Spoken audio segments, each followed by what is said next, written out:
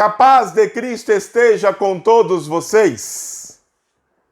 Neste ano de 2022, este é o desejo do meu coração.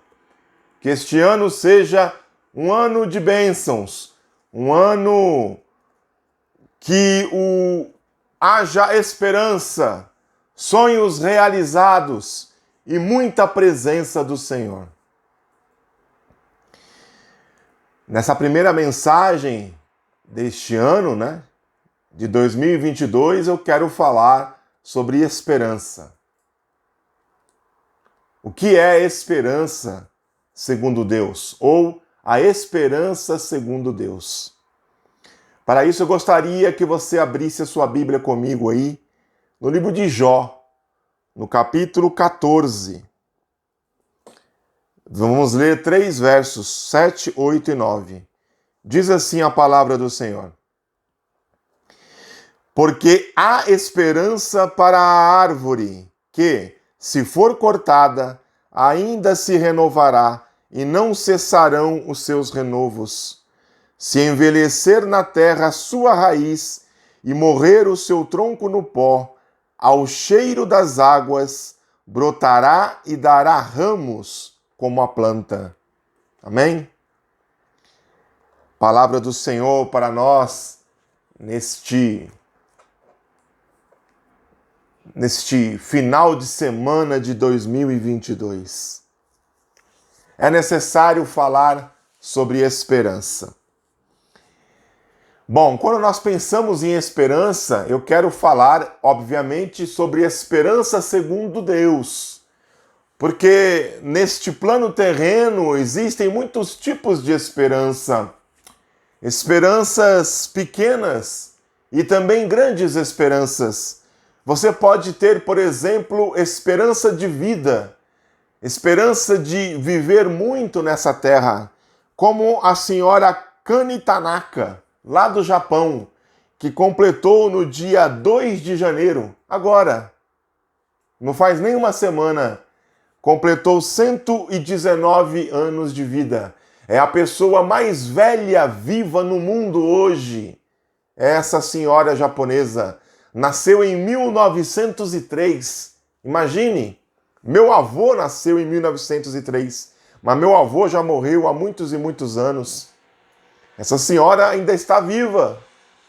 Viu a Primeira Guerra Mundial, a Segunda Guerra Mundial, Revolução Russa, viu a Guerra Fria, acompanhou muitos daquilo que a gente já hoje vê nos livros de história. Ela foi testemunha ocular. Mas quem sabe a sua esperança seja esperança de ficar rico. Assim como acabou de acontecer o sorteio da Mega Sena da Virada, onde premiou 2 apostadores, sendo que um foi em um bolão com várias pessoas e a outra aposta foi uma aposta simples, feita lá em Cabo Frio, Rio de Janeiro, onde uma pessoa ganhou sozinha 189 milhões de reais. Que esperança, hein? Agora, a chance disso acontecer, você há de concordar comigo que é muito pequena. Ou talvez você tenha esperança em adquirir conhecimento, em ser uma pessoa estudada na vida. E aí eu preciso te falar de um senhor italiano chamado Luciano Biestri, que ele tem 15 diplomas universitários, 15 bacharelados. Imagine, 15 faculdades.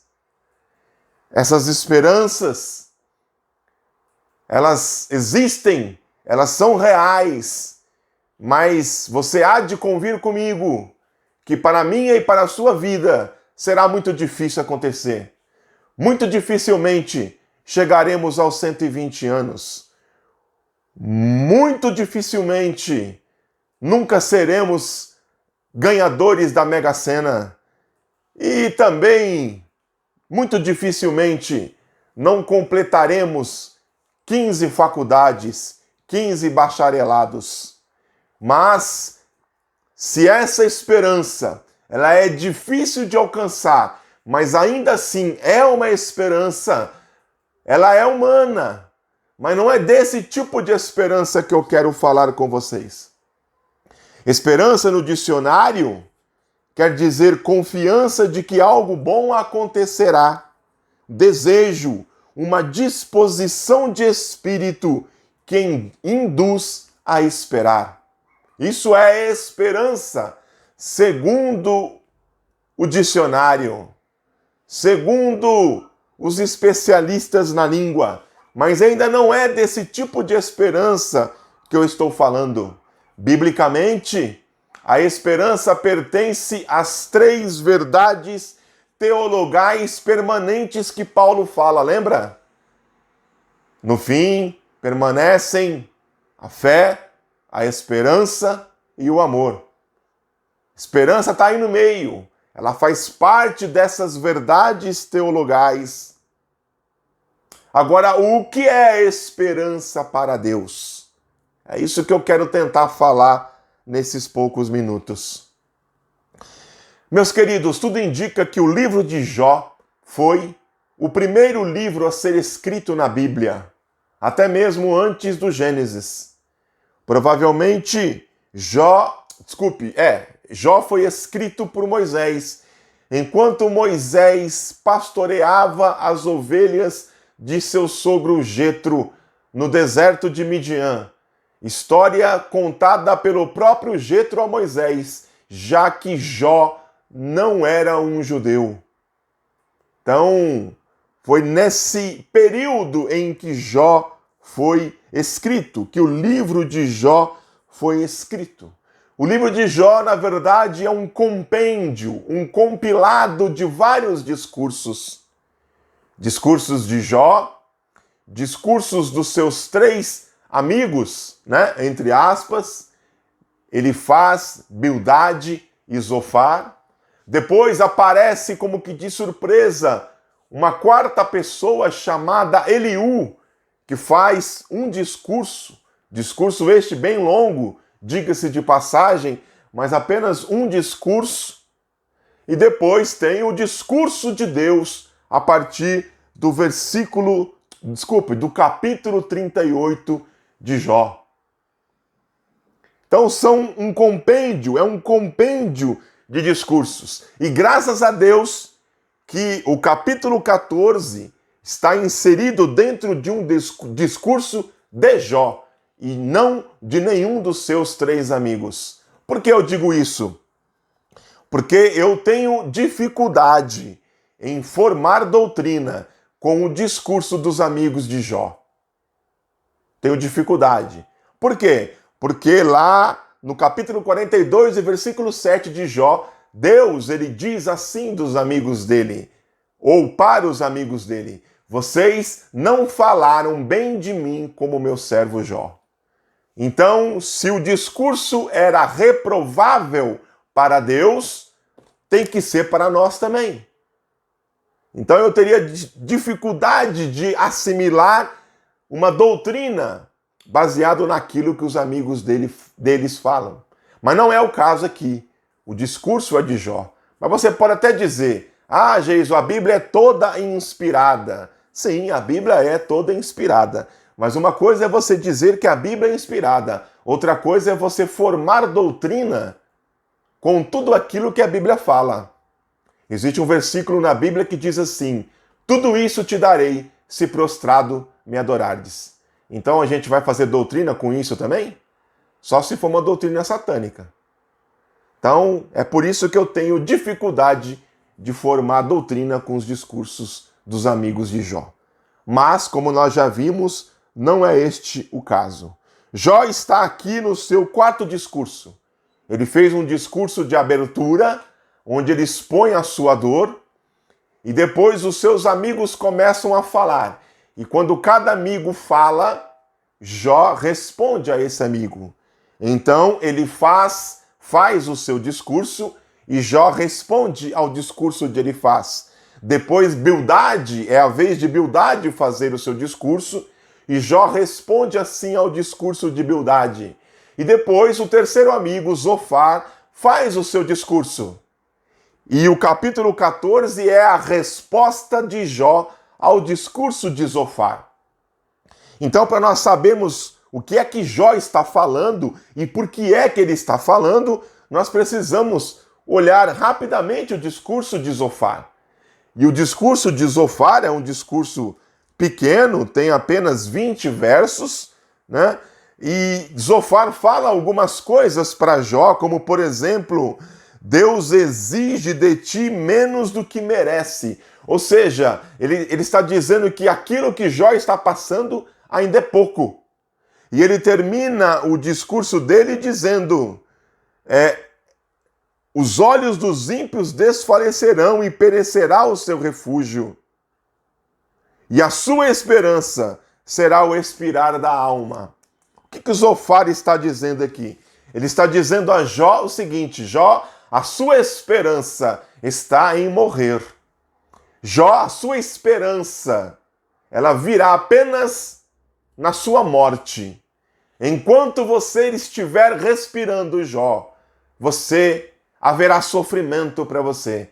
Enquanto você estiver respirando, Jó, a mão pesada de Deus estará sobre ti. É isso que Zofar fala para Jó no seu discurso.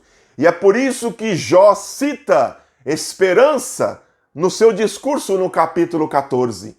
É porque ele está respondendo o discurso de Zofar. Então, de uma maneira simples e elucidativa, Jó, ele fala, no meio do seu discurso, depois de uma introdução, ele diz assim: porque há esperança. Há com H. Há de existir. Existe esperança. Ela é real. Ela não é utopia. Ela não é ilusão. Existe esperança. Eu preciso dizer, como teólogo, que é necessário dizer isso. Todos pegam esse versículo, mas analisando friamente o texto, existe uma desesperança nas palavras de Jó. Porque aqui ele está falando da árvore. Ele está dizendo assim, as árvores têm esperança quando são cortadas. Mas lá no versículo 10 ele vai dizer assim: mas o homem, quando morre... Então ele está dizendo assim, se você olhar para lá, você vai ver esperança, mas para cá não. Mas eu acredito piamente de que foi Deus que inspirou esse discurso desesperançado de Jó, e principalmente essas palavras, porque aquilo que serve para a árvore aqui nesse pequeno contexto vai servir para a experiência de vida de Jó. E nós podemos pegar isso hoje para a nossa própria experiência, para a minha vida e para a sua vida. Assim eu creio. Então Jó diz, porque há esperança para a árvore. Nós somos árvores plantadas no jardim do Senhor. Existem muitas referências no Antigo e no Novo Testamento, comparando o crente a uma árvore, a uma planta. Existem muitas referências sobre isso. Nós somos, nos ditos do apóstolo Paulo, o jambuzeiro bravo, que fomos enxertados na oliveira verdadeira, bendito seja o nome do Senhor.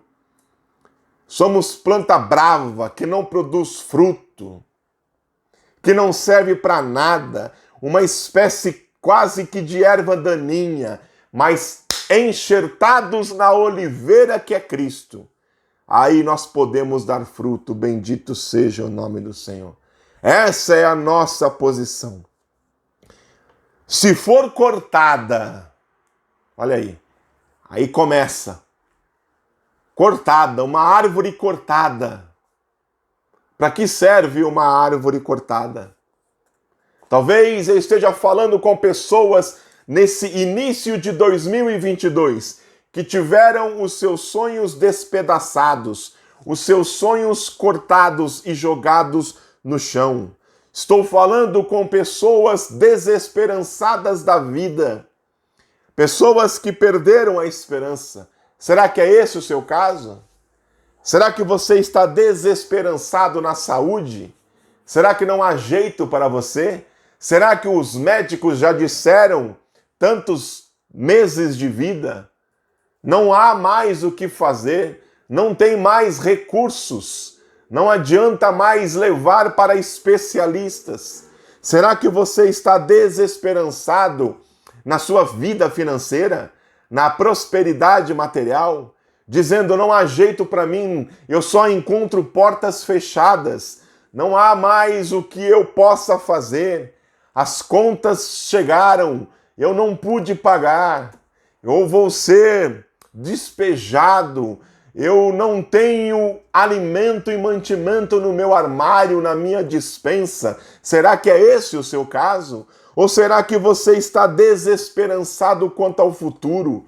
Você não vê expectativa, você não tem expectativa, você não vê perspectiva, mas é como se fosse uma parede preta na sua frente, é como se fosse um túnel onde não há luz e você se encontra na mais completa escuridão. Será que é com esse tipo de pessoa que esse vídeo está alcançando?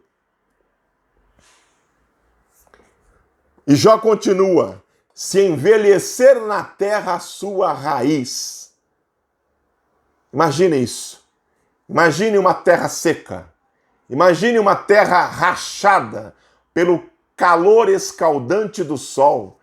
Uma terra que não vê água há muito tempo. E a raiz secou. E a raiz está cheia de pó. Talvez seja seja essa a atual situação da sua vida. Talvez seja esse o seu quadro de hoje. Bendito seja o nome do Senhor. Não tem mais esperança. Acabou, não tem mais o que fazer. A terra rachou. Mas Jó, ele eleva a sua voz e ele diz assim: ao cheiro das águas, glorificado seja o nome do Senhor. A fórmula da água, todo mundo sabe, H2O, 2 partículas de hidrogênio para uma de oxigênio.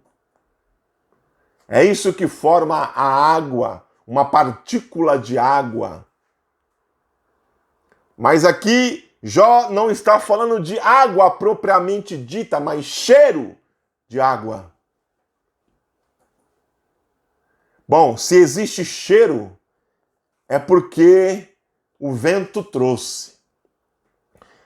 Todos vocês que me veem e me ouvem já devem ter sentido cheiro de chuva, cheiro de terra molhada. Com certeza você já sentiu. Quando a chuva se aproxima, o que é que traz esse cheiro? O vento. O vento que está trazendo a chuva traz o cheiro primeiro. E aquele cheiro, aquele vento, ele vem carregado de partículas de água. Nós não conseguimos sentir, mas já é um vento úmido.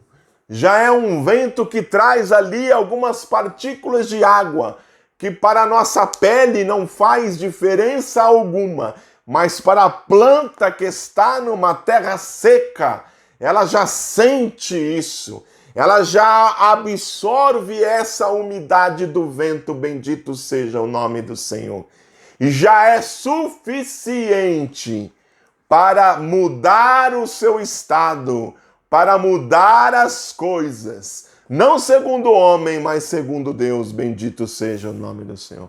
Segundo o homem não há mais o que fazer. Segundo o homem não existe esperança. Não existe esperança. Jó fala lá, se morrer o seu tronco no pó. Ele diz aqui, se morrer. Ora, quando há morte não há esperança. Enquanto há vida, há esperança. Não é isso que diz o ditado? Isso segundo o homem, mas segundo Deus, não. Deus, ele não se limita nas limitações humanas. Deus, ele não se limita naquilo que nós não podemos fazer. Deus, ele vai além. Deus, ele tem os seus planos e os seus caminhos. Bendito seja o nome do Senhor. E aquele cheiro e aquele vento úmido já começa a trazer modificações na planta. E Jó termina dizendo: ao cheiro das águas brotará e dará ramos como a planta. Bendito seja o nome do Senhor. O vento úmido, o mesmo vento úmido que traz o cheiro, ele vai trazer também a chuva. Glorificado seja o nome do Senhor. E é isso que vai fazer a planta se renovar. É isso que vai fazer aquele tronco seco, cortado, produzir um pequeno ramo com uma folhinha verde. Quem passa nem nota, nem sente, não percebe, mas ele está ali. Tem vida ali. Tem vida nova ali. Tem renovação ali. Tem broto novo ali. O tronco cortado pode ser grande, grosso, e o ramo novo pode ser fininho. Mas o tempo vai fazer com que aquele pequeno ramo, ele vai começar a crescer, ele vai começar a brotar. E aquele pequeno ramo vai produzir vida. Aquele pequenininho caule vai produzir ramos, vai produzir flores, vai produzir frutos. Bendito seja o nome do Senhor. Será que a sua situação é como a situação de Jó? Eu duvido. Jó sofreu um estágio de provação que a grande maioria de nós não sabe o que é. Se você ler o livro de Jó, você vai ver. Sofreu muito. Mas o cativeiro de Jó foi mudado. Bendito seja o nome do Senhor. E assim como o cativeiro de Jó foi mudado, eu quero profetizar aqui que o seu cativeiro será mudado também. Estou falando a palavra do Senhor, puramente a palavra do Senhor. Que o seu cativeiro seja mudado em 2022. Que haja mais vida para você em 2022. Que haja mais prosperidade financeira para você em 2022. Que haja mais saúde para você em 2022. Esse é o meu desejo. Essa foi a palavra que Deus colocou em meu coração no início desse ano. Que eu fiz questão de ser a primeira palavra de 2022. Esperança. Bendito seja o nome do Senhor. Aquilo que Deus fez com Jó, Ele pode fazer comigo e com você. E talvez você possa perguntar, mas por que é que a minha planta foi cortada? Por que é que Deus permitiu que cortasse o meu tronco? Por que é que Deus permitiu a secura na minha vida? Bom, meu amigo, eu posso te dizer o seguinte: Deus tem os seus caminhos. Deserto muitas vezes é escola de Deus para nos ensinar. E Deus não pede nada para você de que Ele já não tenha feito antes. Deus não permite nada para você que Ele já não tenha passado antes. Como assim, pregador? Eu quero te dizer, o profeta Isaías, profeta messiânico, lá na altura do capítulo 53, e o capítulo 53 é altamente messiânico. Altamente. Os judeus ortodoxos têm dificuldade de fazer a aplicação do capítulo 53 de Isaías. De quem o profeta está a falar? Eles não percebem, mas nós cristãos percebemos. Ele está falando de Jesus Cristo, bendito seja o nome do Senhor. É dele que Isaías está falando. É de Jesus. É do seu sofrimento na cruz do Calvário. E tem uma frase de Isaías, no capítulo 53, que diz do Messias, a respeito do Messias, que é Jesus. Ele diz assim: era como uma raiz de uma terra seca. Ele falando sobre Jesus. Raiz de uma terra seca. Se Jesus passou por esse tipo de provação, por que nós não passaríamos? Mas Isaías termina dizendo o seguinte: ele verá o trabalho de suas mãos e ficará satisfeito. Quando? No fim. Então, o conselho que eu deixo para você hoje é o seguinte: você pode estar sem esperança. Você pode ter perdido toda a esperança. Mas eu quero dizer para você que existe esperança em Deus. E que a esperança para Deus é diferente da esperança nossa terrena. A nossa esperança humana. Deus, ele faz brotar quando não há mais vida, quando não há mais raiz, quando não há mais nada. Deus, ele produzirá renovos. Bendito seja o nome do Senhor. Se ainda não aconteceu, é porque ainda não chegou o fim. No fim, você vai ver o trabalho das mãos de Deus na sua vida e você vai ficar satisfeito. Esse é o conselho que eu deixo para você. Tenha esperança em Deus, não no homem, não na situação, não nos políticos, não na instituição igreja, mas tenha confiança em Deus, porque a esperança para Deus ela é poderosa. Ele faz brotar novamente, onde só havia terra rachada e secura e falta de água. Você produzirá de novo, você frutificará na presença de Deus.